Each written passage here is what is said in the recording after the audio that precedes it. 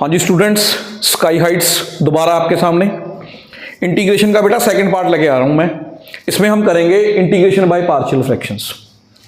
देखो चैनल पे बहुत अच्छे अच्छे क्वेश्चंस डाल रहा हूँ मैं जो एग्जाम्स के रिलेटेड हैं, इन्हीं को तैयार कर लो, इसी में से ही पेपर आएगा, इसकी भी मैं गारंटी ले रहा हूँ आपको। देखो इसके 3 रूल्स हैं। पहला रूल जिसको हम लीनियर रूल बोलेंगे, इसमें अगर आपको फैक्टर्स इस तरीके से मिल गए, न्यूमिनेटर में कुछ भी हो उससे हमें कोई मतलब नहीं, डिनोमिनेटर को इस तरीके से आपको ब्रेकअप करना है। इस सेकंड रूल में यहां पे पावर लगी हुई है 2 लगी हुई है, तो a upon first factor, b upon यहां पे पावर 1 है, c अपॉन 2 है। अगर यहां पे बेटा 3 होता तो मैं एक d अपॉन सेकेंड फैक्टर के साथ आगे पावर 3 करके कर देता। थर्ड रूल, अगर अंदर क्वाड्रेटिक आ गई तो क्वाड्रेटिक को हम इस तरीके से ब्रेकअप करेंगे। अब जैसे जैसे हम क्वेश्चंस करेंगे जो आपके एग्जाम्स में आए हुए हैं उस तरीके से हम इसको देखेंगे। देखो जी, और सारे के सारे guaranteed examination point of view के साथ ही इन क्वेश्चंस को मैं करवाऊंगा आपको।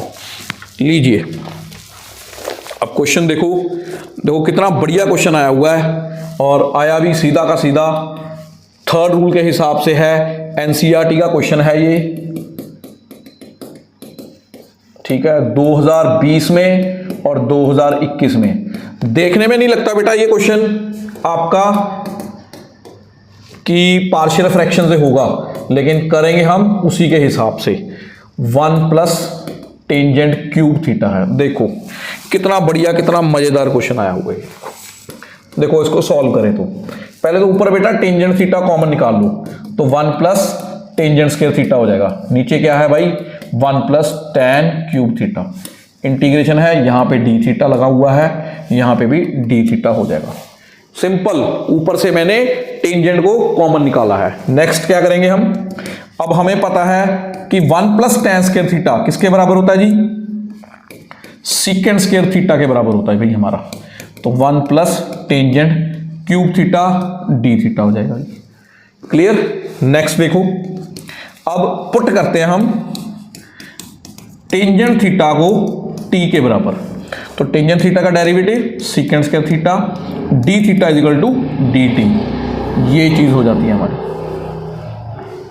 क्लियर। नेक्स्ट देखें, अब यहां पे सीकेंड थीटा डी थीटा की वैल्यू देखो क्या आ गई, सीकेंड थीटा और डी थीटा की वैल्यू क्या आ गई भाई, डी टी आ गई।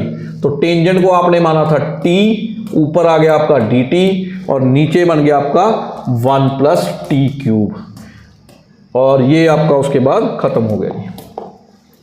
अब देखो नीचे क्या आया है, 1 का क्यूब, तो ये A cube plus B cube, इसके फैक्टर बन जाएंगे A plus B, A square plus B square minus A B. तो क्या बन गया अभी देखो, T D T upon 1 plus T, 1 का स्क्वायर 1, टी का square T, A square plus B square minus A B, वो आपका टी लग गया। अब देखो नीचे क्वाड्रेटिक आ गई, थर्ड रूल उसी के हिसाब से इसको ब्रेकअप कर दो। टी अपॉन 1 प्लस टी और T square minus T plus 1 हो गया, तो ये आपका बन जाएगा ए अपॉन भाई पहला factor 1 plus T plus B T plus C upon भाई आपका दूसरा फैक्टर। यहां तक आपको किसी भी प्रकार की कोई भी दिक्कत नहीं आ रही होगी।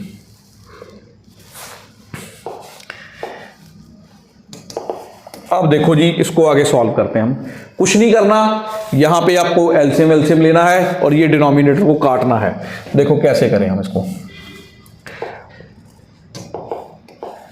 ये आ जाएगा आपका T 1 plus T square minus T plus 1। यहां पे बेटा एलसीएम लोगे, A T square minus T plus 1 plus B T plus C, उसके साथ चला गया ये आपका 1 प्लस टी, नीचे आ जाएगा आपका 1 प्लस टी और T square minus T plus 1। LCM में जब भी आप जाओगे इसको इधर मल्टीप्लाई, इसको इधर मल्टीप्लाई और ये दोनों आपस में मल्टीप्लाई। अब देखो डिनोमिनेटर जो लिया हमने वो कैंसिल हो गया हमारा, तो क्या बचा, t equals to A T square minus T plus 1 plus B T plus C और आ गया 1 प्लस टी।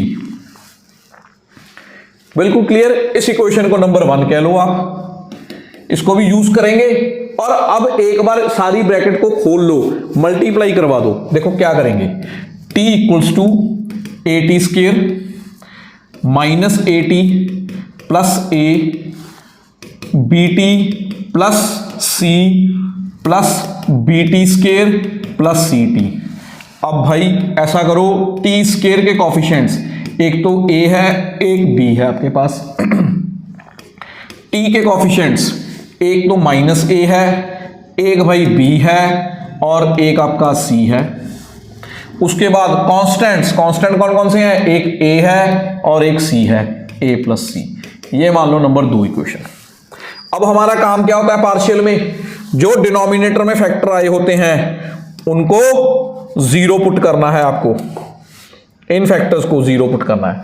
तो अगर मैं पुट करूं पहला factor 1 plus t equals to 0, तो टी की वैल्यू क्या आ जाएगी, -1। अब जो पहली इक्वेशन मानी थी हमने उसमें चलते हैं। कौन सी इक्वेशन, इस इक्वेशन में चलते हैं। तो इधर तो -1 आ गया भाई, ठीक है, टी की जगह पे। जब आप यहां पे -1 पुट करोगे, यहां पे टी की जगह पे एक आपका +1 है, तो यहां से तो कुछ नहीं मिलेगा, ये तो खत्म हो जाएगा भाई। अब बचेगा क्या, केवल ये वाली चीज बचेगी, यानी कि a के साथ बचेगा। तो 1 का स्क्वायर -1 का स्क्वायर 1 -1 +1, तो ये कट गया, लेकिन a की वैल्यू हमें ये दे गया -1। क्लियर, कोई दिक्कत नहीं। अब नेक्स्ट देखो भाई, अब हमने निकालनी है वैल्यू b की और c की वैल्यू हमने निकालनी है इसमें। तो उसके लिए हम क्या करेंगे, देखो फिर इसी इक्वेशन को नंबर 2 में देखते हैं। कंपेयर करेंगे हम coefficients of various powers of T. जैसे टी स्क्वायर का कॉफिशिएंट कंपेयर करूं, compare coefficients of T square. तो टी स्क्वायर का कॉफिशिएंट आप कंपेयर करोगे, क्या आ जाएगा, उधर तो 0 है, इधर क्या आ गया भाई, a प्लस बी। ए की वैल्यू आपने -1 भरी है, जो निकाली है हमने, ये रही, और इसको उठा के उधर ले जाओ तो b की वैल्यू आपकी क्या आ गई, 1 वैल्यू आ गई। Clear, simple. अब आ जाओ भाई कॉफिशिएंट्स, कांस्टेंट कंपेयर कर लें हम कांस्टेंट टर्म्स को। कांस्टेंट फिर उधर 0 है, इधर क्या है, a प्लस सी। आप t के कॉफिशिएंट के साथ भी कर सकते हो, क्योंकि t का कॉफिशिएंट उधर 1 है, लेकिन इसको इसलिए नहीं किया क्योंकि हमें a की वैल्यू पता है, तो c आसानी से यहां से निकल सकता है। तो यहां पे a की वैल्यू फिर आपने -1 डालोगे, उधर चले जाएगी, तो ये हो गया भाई आपका c भी क्या आ गया, 1 आ गया। यहां तक कोई दिक्कत नहीं। मींस मेरे पास a की वैल्यू -1, b की वैल्यू 1 और c की वैल्यू भी 1। अब इसको मेन इक्वेशन जो हमने बनाई है उसमें इसकी वैल्यूज को सब्स्टिट्यूट करवाएंगे हम। मेन इक्वेशन कौन सी थी हमारी, जो एलसीएम लेने से पहले इक्वेशन थी, वो कौन सी इक्वेशन थी हमारी, एलसीएम लेने से पहले वाली इक्वेशन थी, ये वाली इक्वेशन।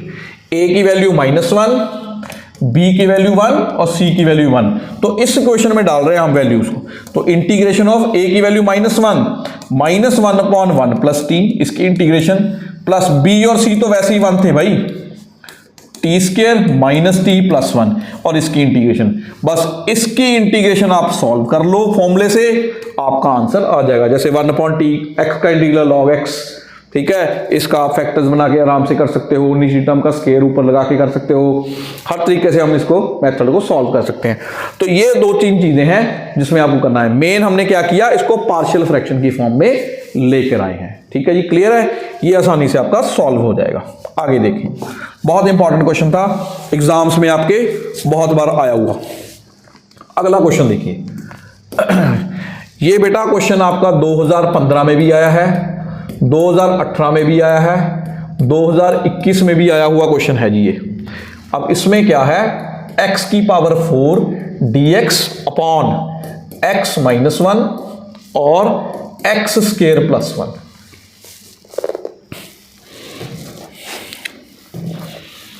अब देखो, अगर न्यूमिनेटर की, थोड़ा सा ही चीज है इसमें समझने वाली, अगर न्यूमिनेटर की डिग्री डिनोमिनेटर से ज्यादा हो जाए, ध्यान रखना, नोट में लिख के दे रहा हूं मैं आपको, क्या लिख रहे हैं हम नोट में, इस चीज को ध्यान रखना। अगर न्यूमिनेटर की degree, if numerator degree greater हो जाए, किससे हो जाए, देन डिनोमिनेटर, तो ऑलवेज डिवाइड कराओ पहले इनको, ठीक है।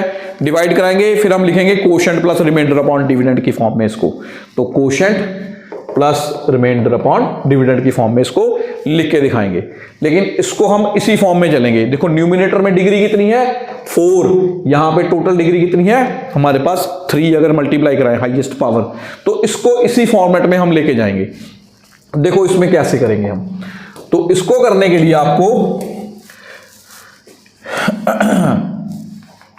x की पावर 4 है ऊपर, अब सीधा डिवाइड करने मत लग जाना, लॉन्ग डिवीजन मेथड भी, x की पावर 4 है बाहर, इसको क्यूब वगैरह बना के कर लें, नहीं, हम इसमें एक स्कीम लगाते हैं कि इसमें 1 को सब्ट्रैक्ट कराएंगे और 1 को ही ऐड करवा देते हैं। ध्यान रखना इस स्टेप को। नीचे क्या है आपका x - 1 और x² + 1, बस इस चीज को ध्यान में रखना। अब देखो जो आपका x की पावर 4 है वो हो जाएगा x² का स्क्वायर, साथ में -1 का स्क्वायर, साथ में आपका +1, नीचे बेटा x - 1 और x² + 1 जो आपका पड़ा ही पड़ा है। कोई दिक्कत नहीं, यहां तक आसानी से हो जाएगा। अब देखो क्या करना है इसको, अब ये बन गया आपका, जो ये वाली ब्रैकेट है हमारी, ये क्या बन जाएगी हमारी, a² - b² के फैक्टर बन जाएंगे हमारे। क्या होते हैं वो, a + b और a - b, तो x² + 1 और x² - 1, साथ में क्या आ जाएगा भाई, x² + 1 और x² - 1, तो साथ में आपका एक +1 पड़ा ही पड़ा है, यहां पे x - 1 और x² + 1। अब इसके फिर फैक्टर बना दो यही वाला फॉर्मूला लगा के, तो x² + 1 जो आपका पड़ा है ये हो जाएगा भाई, x का बन जाएगा आपका x - 1 और x + 1, साथ में +1 पड़ा ही पड़ा है भाई, और इसका हो जाएगा x² - 1, सॉरी नीचे है भाई आपका x - 1 और है x² + 1, इसकी इंटीग्रेशन। कोई दिक्कत ही नहीं है जी यहां तक तो बिल्कुल भी।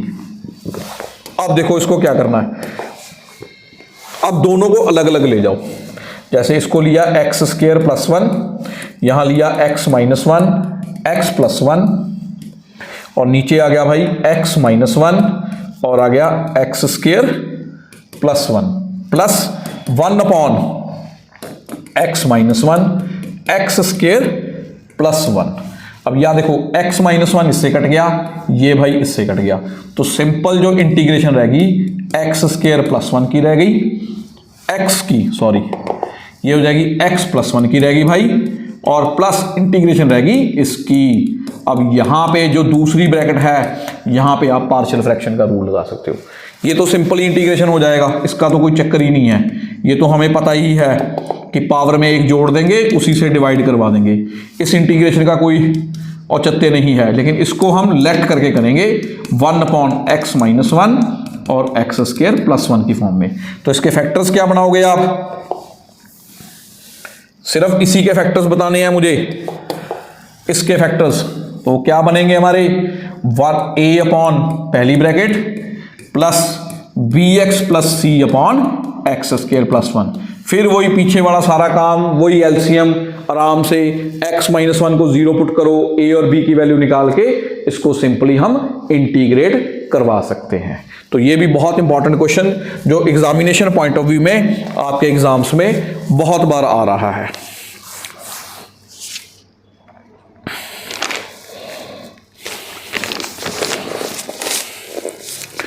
तो ये क्वेश्चन बिल्कुल रीसेंट क्वेश्चन है जो लास्ट ईयर पेपर में आया है, 2023 में भी, 2017 में भी ये क्वेश्चन आया है भाई। देखने में नहीं लगते होते ये क्वेश्चन कि ये पार्शियल फ्रैक्शन के होंगे, लेकिन होता है ये cos θ 4 + sin² θ, साथ में 5 - 4 cos² θ, ऊपर लग रहा है भाई आपका साथ में dθ। लो जी देखो इसको करने के लिए बहुत ही मज़ेदार, बहुत ही आसान तरीका।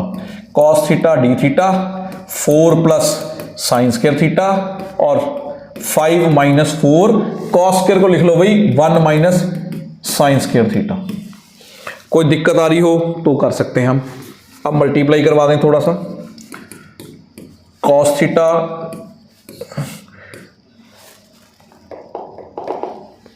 डी थीटा आपका पड़ा है 4 प्लस साइन स्क्वायर थीटा।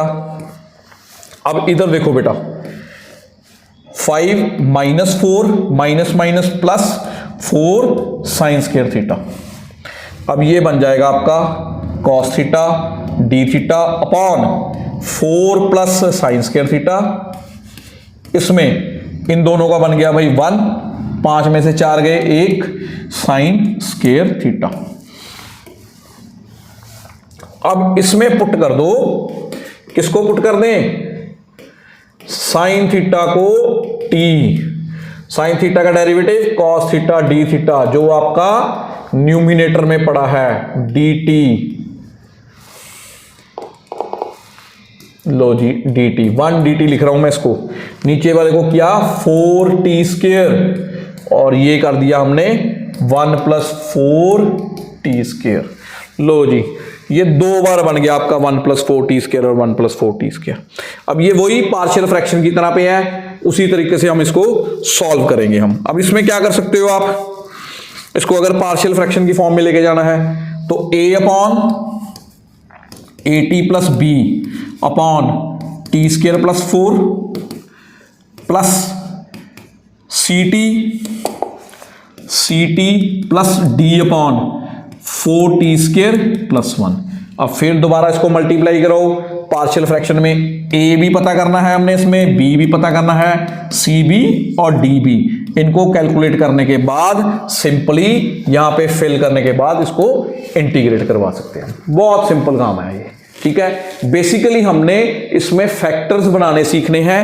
जिन क्वेश्चन में डायरेक्टली हमें नजर ही नहीं आ रहे फैक्टर्स कि ये पार्शियल फ्रैक्शन का होगा कि नहीं होगा, उसी हिसाब से हमने इन क्वेश्चंस को देखा है। लो जी आगे देखते हैं हम। एक क्वेश्चन और है इसका जो बेटा एग्जाम्स में बहुत बार पेपर में आया हुआ है। फिर इंटीग्रेटिंग बाय पार्ट्स आ जाएगा आपका। आज हम पार्शियल फ्रैक्शन को खत्म कर देंगे। देखो एक बहुत ही आसान क्वेश्चन है जो एग्जाम्स में आ रखा है। ये एनसीईआरटी का भी है, 2018 में आया है, 2020 में आया है, 2021 में भी आया हुआ क्वेश्चन है। सिंपल है भाई, x square D x upon x square plus 1 और एक्स स्क्वायर प्लस 4। अब इसको कई तरीके से किया जा सकता है। इसको रूल 1 से भी किया जा सकता है और रूल 3 से भी किया जा सकता है। तो रूल 1 अगर लगाएं तो हम ऐसा करते हैं, भी पुट कर देते हैं एक्स स्क्वायर को टी, तो ये बन जाएगा टी अपॉन टी प्लस 1 और टी प्लस 4। तो इसको आप तोड़ लो आसानी से। ए अपॉन, ये तो बहुत ही ईजी हो गया भाई, टी प्लस 1 और b upon t plus 4। Simple LCM लेके इसको सब्स्टिट्यूट करवा दो, एंड में आप टी की वैल्यू ले लेना। जैसे इसमें आ जाएगा आपका t equal to A t plus 4 plus b. देखो मैंने डायरेक्टली डिनोमिनेटर को काट दिया इसके साथ, इसको इधर मल्टीप्लाई करवा दिया और इसको इधर मल्टीप्लाई करवा दिया। इसमें आ जाएगा, एक बार t प्लस 1 को 0 पुट करोगे, t की वैल्यू -1। एक बार आप t प्लस 4 को 0 पुट करोगे, t की वैल्यू -4। आपको इस इक्वेशन में इनकी वैल्यूज को नंबर 1 इक्वेशन में डालकर a कैलकुलेट कर लेना है और b कैलकुलेट कर लेना है। a और b की वैल्यू आप यहां पे सब्स्टिट्यूट करने के बाद इंटीग्रेट करवा दो, जो बचेगा आपके पास आंसर आ जाएगा। तो ये 3-4 क्वेश्चंस हैं जो मैक्सिमम पेपर में रिपीट हो रहे हैं। तो चैनल को सब्सक्राइब और लाइक जरूर करते रहो। ऐसे ही और इम्पॉर्टेंट क्वेश्चन के साथ मैं नेक्स्ट वीडियो में शामिल होऊंगा आपके साथ, जिसमें हम इंटीग्रेटिंग बाय पार्ट्स की बात करेंगे। उसके भी कुछ ही क्वेश्चन हैं, उसको ख़त्म करके जल्दी से जल्दी हम इंटीग्रेशन को फिनिश करेंगे।